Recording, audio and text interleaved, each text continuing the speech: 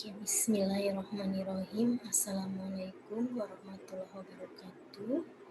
Ketemu lagi pada kesempatan ini kita akan eh, sama-sama mempelajari mengenai PPN.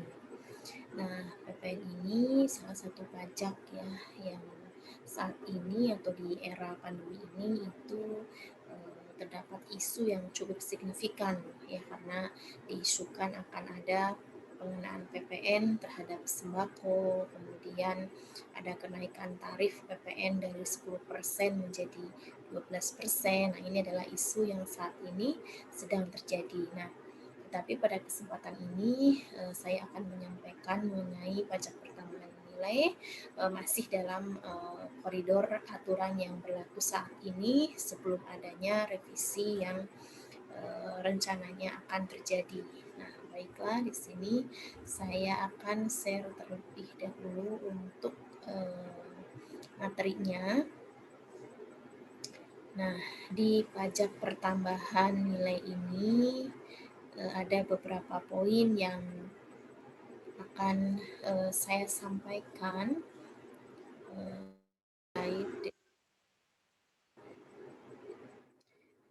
terkait dengan beberapa poin yang akan kita bahas sama-sama. Yang pertama adalah mengenai Yang pertama adalah mengenai hakikat dan karakter umum, tentunya adalah karakter umum dari PPN itu sendiri ya. Kemudian adalah terkait dengan barang kena pajak dan jasa kena pajak tentunya. Nah, selain itu juga penghitungan PPN, kemudian pengukuhan dan faktur pajak, kemudian sistem kredit PPN. Nah, ini ada beberapa poin yang akan disampaikan. Baiklah, yang pertama ke hakikat dan karakter umum. Nah, ini poin yang pertama adalah terkait dengan hakikat dan karakter umum PPN. Nah, di sini tentunya yang kita akan pelajari yang pertama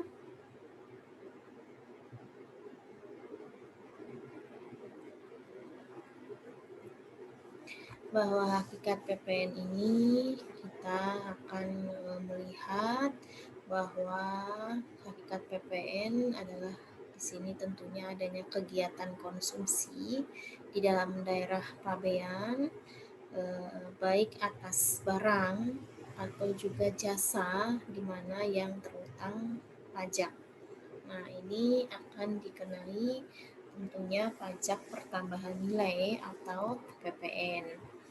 Nah, di sini ada beberapa sifat pemungutan dari PPN tentunya. Nah, yang pertama adalah dikenakan atas konsumsi. Nah, artinya bahwa objek pengenaannya adalah konsumsi di dalam daerah pabean. Nah, sifat pemungutan yang selanjutnya itu adalah objektif. Nah, objektif ini artinya melekat kepada objek yang dikenai PPN. Nah, selanjutnya juga bersifat tidak langsung. Nah, tidak langsung di sini artinya bahwa secara real ini dapat dialihkan sehingga terdapat pihak penanggung jawab pajak. Kemudian ada penanggung pajak dan pemikul beban pajak. Nah, selain itu juga bahwa sifat pemungutan dari PPN ini adalah bersifat multi-step, di mana dikenakan di setiap rantai produksi. Nah, kemudian juga bersifat metode kredit. Nah, metode kredit ini artinya nanti akan dikenal adanya PPN keluaran. Nah, PPN keluaran ini artinya pajak pertambahan nilai keluaran ya. dan PPN masukan. Nah, PPN keluaran ini tentunya atas penjualan. Nah, PPN masukan ini tentunya atas pembelian. Nah, hal ini baik PPN keluaran maupun PPN masukan itu harus didukung oleh e-faktur. Ya, kalau dulu itu faktur pajak. Kalau sekarang menjadi e-faktur, artinya sertifikat faktur elektronik maksudnya ya. Jadi namanya e-faktur pajak. Nah, kemudian juga bersifat netral. Nah, artinya ini bahwa tidak mempengaruhi pola konsumsi wajib pajak. Nah, selain itu juga bersifat menghindari pajak berganda. Nah, pajak atas konsumsi tidak akan dikenakan 2 kali. Oke. Kemudian selanjutnya adalah tipe pemungutan. Tipe pemungutan PPN ini yang pertama bahwa konsum sensitif, artinya bahwa pembelian faktor produksi dikurangkan dari pertambahan nilai. Kemudian juga net income tipe, artinya bahwa pembelian barang modal dikurangkan melalui depresiasi. Selain itu juga gross product type, artinya bahwa pembelian barang modal tidak dikurangkan sama sekali. Nah, ini adalah tipe pemungutan dari pajak pertambahan nilai atau PPN. Nah, kemudian prinsip pemungutan PPN ini ada prinsip tempat tujuan, di mana dipungut di tempat konsumsi. Kemudian prinsip tempat asal, artinya bahwa dipungut di tempat asal barang atau jasa. Nah, selanjutnya terkait dengan objek pemungutan PPN ini diatur di dalam pasal 4 ya, tentunya di Undang-Undang PPN ya, bahwa di sini terkait dengan penyerahan. Nah, penyerahan di sini ada BKP berwujud, kemudian ada BKP tak berwujud. Nah, ini disingkat sebagai BKPTB gitu ya. Nah, BKP ini barang kena pajak. Kemudian JKP itu artinya jasa kena pajak. Kemudian objek pemungutan PPN di sini selain tadi penyerahan atas BKP dan JKP, juga atas impor dipungut Ditjen Bea Cukai. Nah, ini terkait dengan BKP, terkait dengan barang kena pajak. Kemudian pemanfaatan di dalam daerah pabean atas BKPTB, artinya barang kena pajak tak berwujud dari luar daerah pabean. Kemudian juga jasa kena pajak dari luar daerah pabean. Nah, kemudian ekspor oleh pengusaha kena pajak atau oleh PKP ya. Nah, di sini adalah BKP berwujud, kemudian BKP tak berwujud, kemudian jasa kena pajak. Nah, di sini kita lanjutkan mengenai syarat penyerahan dikenai pajak. Nah, di sini yang pertama, BKP atau JKP bersifat kena pajak tentunya ya. Kemudian penyerahan dikenai pajak ini dalam rangka kegiatan usaha atau kegiatan. Nah, kemudian tentunya dilakukan di daerah pabean. Ini menjadi syarat penyerahan dikenai pajak. Nah, berbicara pemungut PPN, nah, di sini ya, terkait dengan pemungut PPN di sini siapa saja gitu ya. Nah, ini diatur ya di dalam pasal 3A ayat 3, kemudian juga di pasal 16A Undang-Undang PPN, juga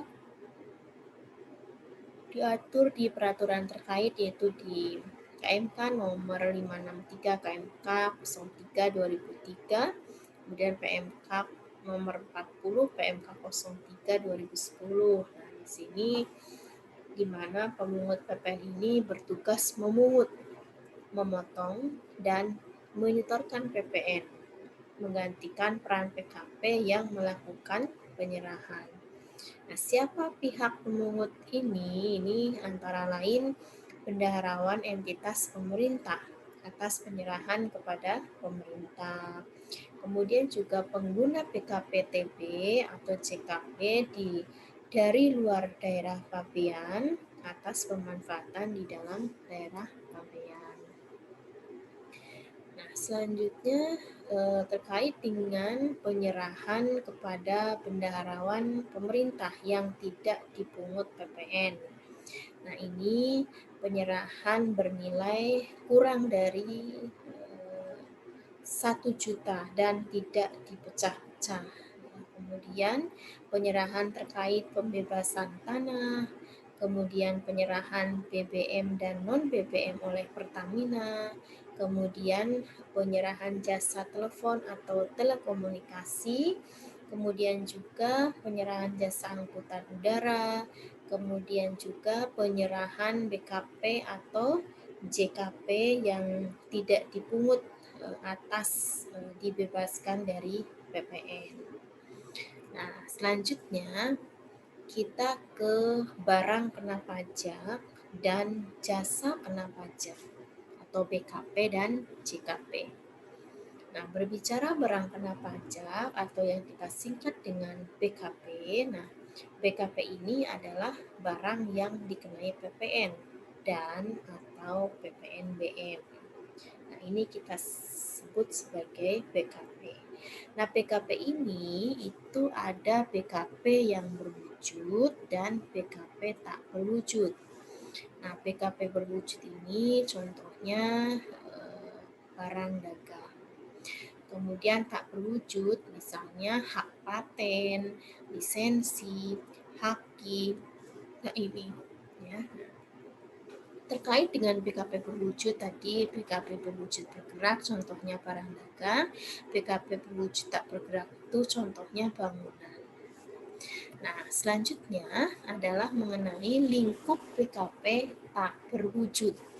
Nah, terkait dengan lingkup BKP tak berwujud, yang pertama adalah hak menggunakan hak cipta, kemudian paten, desain, kemudian formula, merek dagang, dan haki lain. Kemudian juga ada hak menggunakan peralatan dan perlengkapan industri, kemudian komersial atau ilmiah. Kemudian ada pemberian pengetahuan di bidang industrial, komersial, atau ilmiah.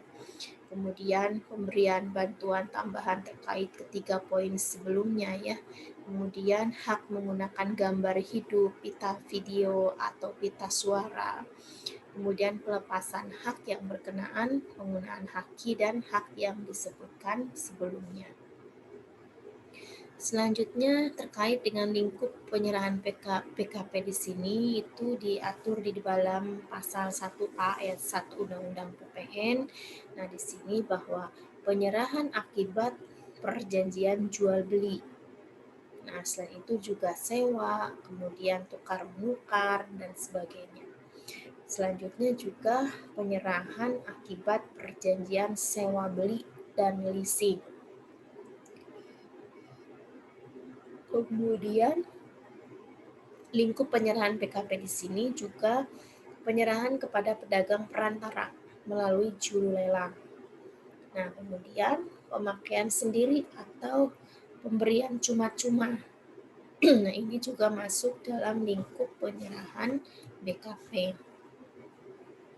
Kemudian lingkup penyerahan BKP selanjutnya adalah penjualan barang yang semula tidak untuk diperjualbelikan.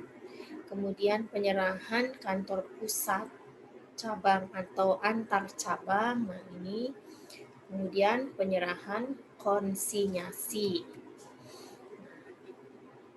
Penyerahan yang bukan penyerahan PKP. Nah, kalau tadi kan kita bahas mengenai lingkup penyerahan BKP. Nah, kalau sekarang penyerahan yang bukan penyerahan BKP. Nah, di sini yang pertama penyerahan kepada maklar. Nah, ini diatur di dalam pasal 1 ayat 2 pasal 16D Undang-Undang PPN ya. Selain penyerahan kepada maklar, kemudian penyerahan untuk jaminan utang piutang, kemudian penyerahan kantor pusat, cabang atau antar cabang, antar kantor cabang. Nah, kemudian jika terdapat pemusatan tempat terutang ya. Nah, pengalihan akibat penggabungan, kemudian peleburan, kemudian penekanan, pemecahan, dan pengambil alihan usaha antara dua PKP.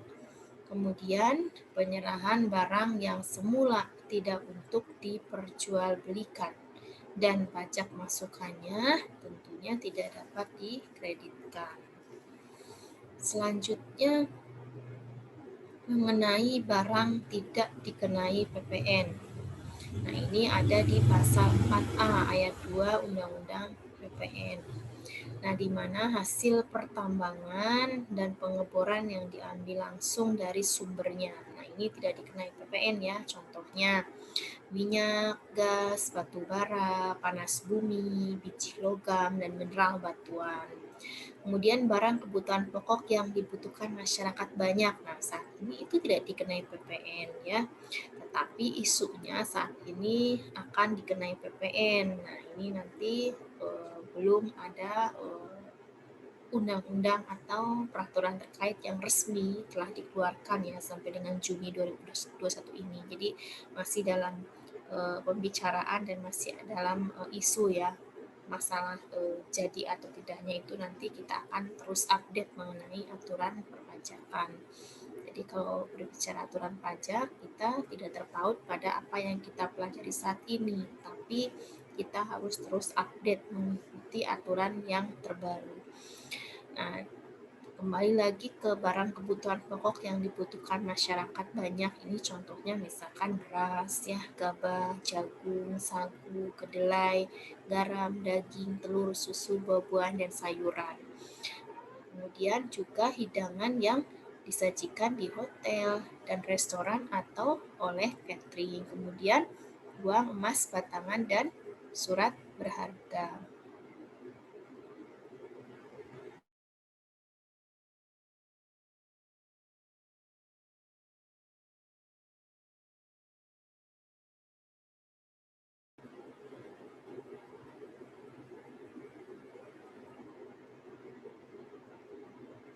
Nah, ini adalah barang yang tidak dikenai PPN ya, salah satunya yang tadi sudah disampaikan. Nah, selanjutnya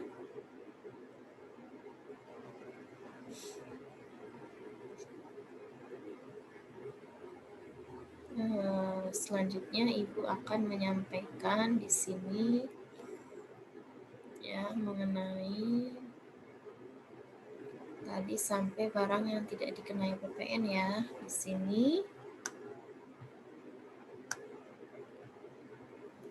di sini tadi sudah ini ya, karena ini udah.